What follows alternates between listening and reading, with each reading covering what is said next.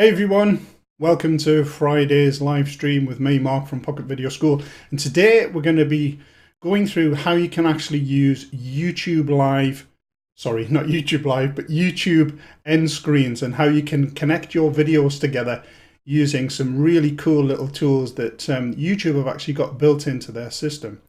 So for those of you who are unaware of actually what a YouTube Live, I keep saying live, what a YouTube end screen is, then I'm going to give you an example. So I want to dive into this straight away. Don't forget, if you've got any questions, pop them into the comments box and I'll try and answer them as best I can. So first of all, let me show you exactly what an end screen is. Don't forget, if you haven't already, subscribe to my YouTube channel. It's the link at the bottom to make sure that you don't miss out on anything in the future. The link at the top will take you across to one of my other tutorials. I'll see you all again next week, so go out and make some videos. So there you go, you can actually see this is a customized end screen that I've actually put into one of my previous videos. And you've got two elements here. And what I've added is, first of all, is a subscribe button, which pulls through from your profile image that you put into your YouTube channel. And just means that if anybody clicks on it, then they will be automatically taken to the subscribe feature of your actual YouTube channel. So it's a great little way of incentivizing people at the end of your video to just remind them to actually subscribe. So if they've enjoyed the content and they want to make sure that they don't miss out on any future content, then you incentivize them by just pointing out that there is actually a subscribe link there. It's a really good feature. And then the other thing you can do is pop in another one of your videos, a link to another one of your videos, again, just to try and keep them actually on your channel for a bit longer, because this all helps when it comes to actually ranking your videos, because this encourages them to watch more of your content. And it's called watch time, but is also related to something called session time, which is the amount of time that they spend on YouTube, which is obviously one of the things that you want them to do. And that's one of the things that YouTube would like you to do, is to keep people on your channel for as long as you can. So if you can keep them engaged in your content by just, again, just reminding them that you have got other bits of material in there that they can actually watch, other bits of content, then you'd like them to do that. So it's a really good incentive and a really good way of just kind of saying to them, look, if you enjoyed that, here's something that you might find is also beneficial, and just keep watching. So it's great stuff. I'm going to show you how to do this, and I'm going to show you an example of one that I've done with one of my clients who had a video that she basically, I've just clicked through, sorry, I'm on the wrong one. That's the beauty of live streaming, just coming back to me again. So yeah, I did this with one of my clients, and what we'd done is she'd made a video and it was a bit too long, so we'd had to cut it into two. So how did we link the two videos together? So that's one of the examples I'm actually going to show you. So I'll come back across to YouTube, and I'll just play this video so you can actually see how we actually connected video part 1 and video part 2 using an end screen. To receive more free marketing and social media tips, go to my website at www.lollipopsocial.co.uk/thesugarrush.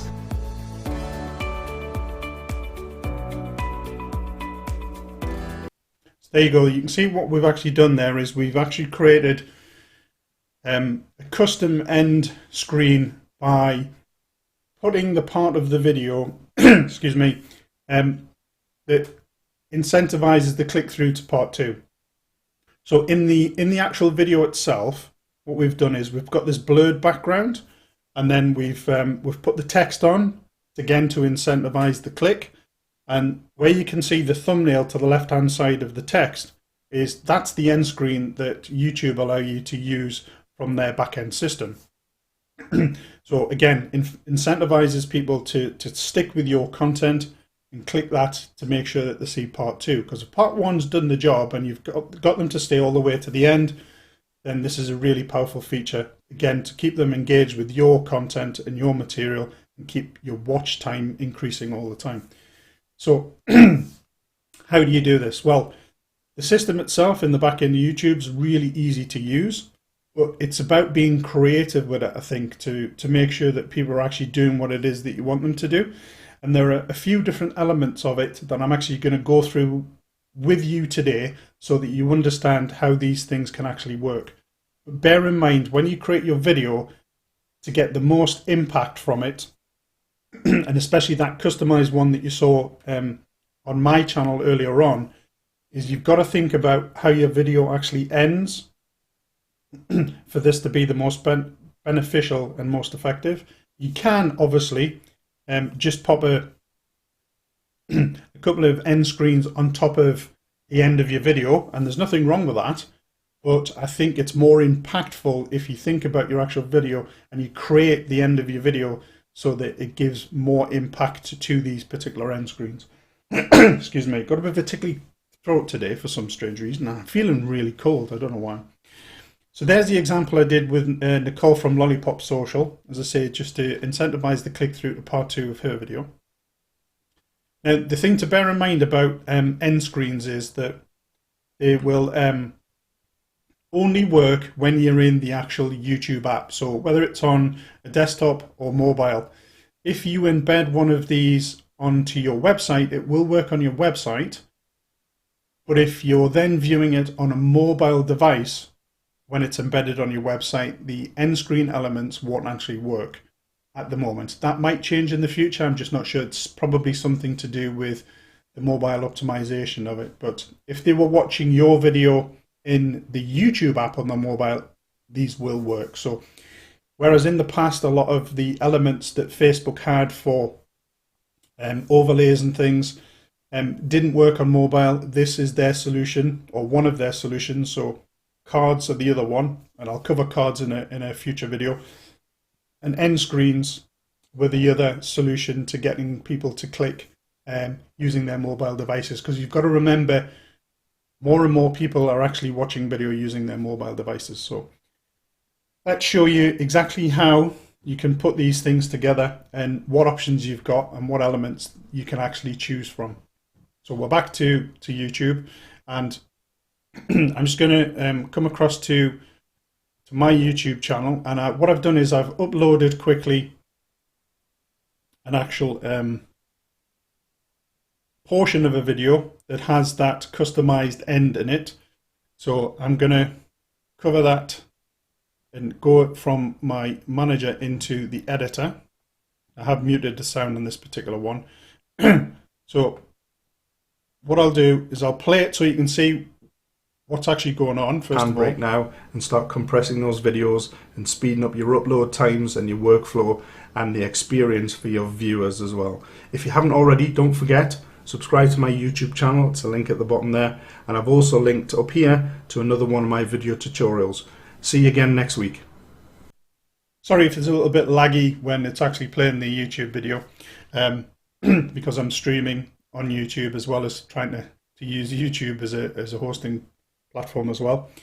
But you can see there what I've created is just an overlay on the actual video itself, and I've physically pointed to the subscribe button, and then also mentioned verbally, as well as pointing to the actual thumbnail of the next video. But you can see that's blank. That's because I haven't actually added the elements from the end screen yet. So this is what I was talking about before. When you create your video, bear in mind that what you want to do is create something at the end of your video that allows you to enhance these elements for the end screen. So the other important factor to mention is that you can only put these end screens in the last 20 seconds of your video. So for me, when I did this kind of customized end screen, I had to make sure that the timing was right. It can be up to 20 seconds. So if it's 10 seconds, that's fine, but you can't have any more than 20 seconds. That's the nature of the way that YouTube allow end screens to be used. So mine was about 18 seconds, I think. So I'm going to dive into editing this video, because this is the process that you need to follow to actually do this. So if you go into edit video, and then you'll see you've got a a menu up above the actual editing or the actual video itself, and you can see we've got end screens and annotations. Excuse me.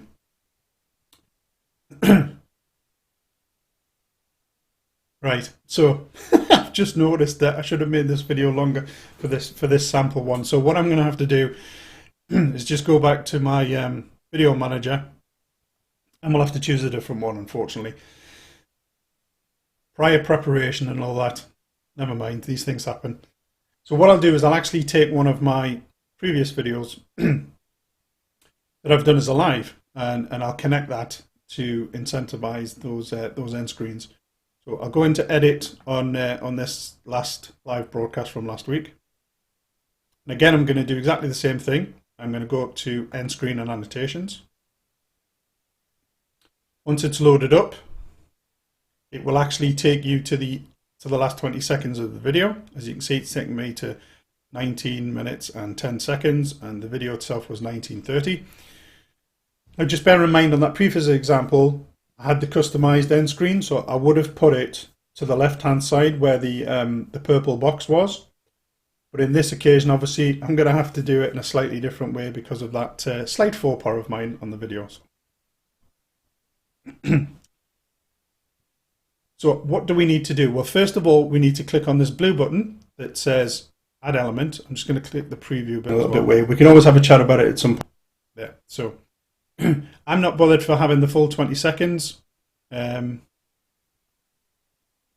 going to click Element, and you can see there we've got what would normally be 4 options. And the reason this one at the bottom is grayed out is because of the recent changes that YouTube have made to their actual platform with regards to being an advertiser and getting AdSense revenue.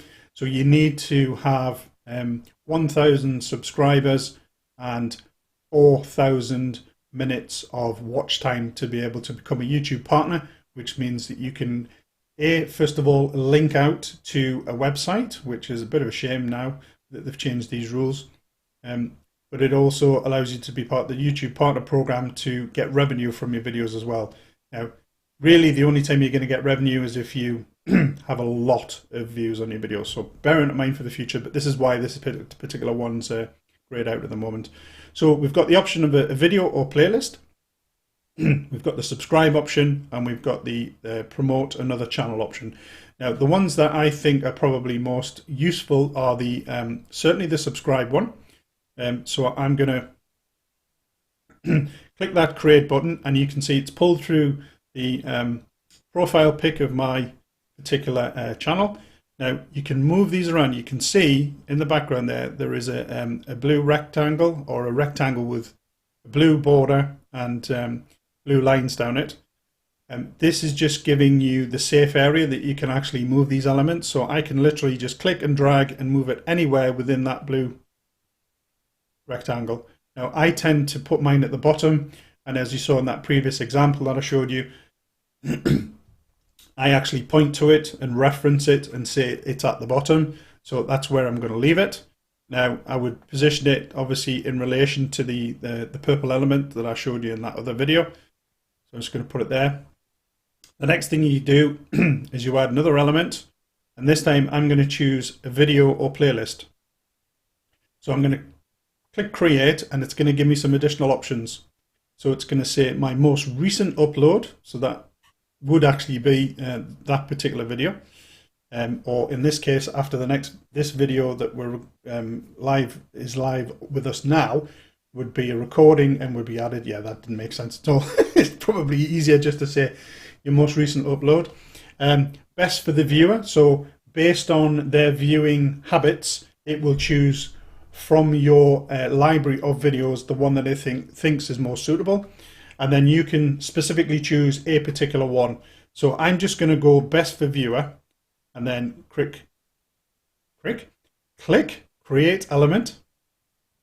Just takes a bit of time to work itself out. Now obviously you won't see the live example just yet until it's all saved and gone live, but again I can move this to anywhere within that blue rectangle. Again, I tend to choose the left, and especially the top left, because I do reference it in a lot of my videos. then that's all done. So I would click save. Because I've got the preview ready to go, if I now preview this, it will show you exactly what it looks like. A little bit way. We can always have a chat about it at some point in the future, guys. And if it's something that that you're interested in, you know, we can. There you go. You've seen that the elements came on. Now they came on certainly not well because I moved it across a bit. There was 28 within 28 the last 28 seconds of this video. Now, if I wanted to, I can actually adjust these. So if I didn't want them to come in at exactly that point, I can move them and say I wanted them to come in the last 10 seconds. I want both of them, just drag them across. And again, if I click the preview button, a little bit way, we can always have a chat about it at some point in the future, guys. And if it's something that that you're interested in, you know, we can maybe explore that as well. So any other questions, anybody? If not, I'm going to say bye. There you go. As you see, they've come on in the last 10 seconds. So hopefully that all makes sense. If anybody has got any questions, now I haven't seen any questions come through, so I'm not sure if my actual system's working. It would be interesting to find out if there is actually anybody watching live at the moment. If you've got any questions after the actual, so if my replay viewers, if you've got any questions regarding end screens that you want me to answer, then please feel free to pop them into the comments box below, and I'll answer them as best I can. So this is this Friday's live. We've been going almost 20 minutes now, so I don't want this to go on too much longer. But I think that these are really good for keeping people watching your content, and also if you have videos that are in parts, it's an easy way to link them up, as I showed you in that example from Nicole before with part 1 and part 2 of her video series. Yeah, it just helps keep people you know, engaged with your content and keeps them on your channel, which is all helps with you know, the overall bigger picture of ranking everything. So I'm going to say bye for this particular Friday, and if anybody wants to make any suggestions for any future videos, then again, please pop them in the comments below, and I'll certainly try and cover any of the potential issues that you guys are having with video and with mobile video. But if not, have a fantastic weekend, and I'll see you all next Friday.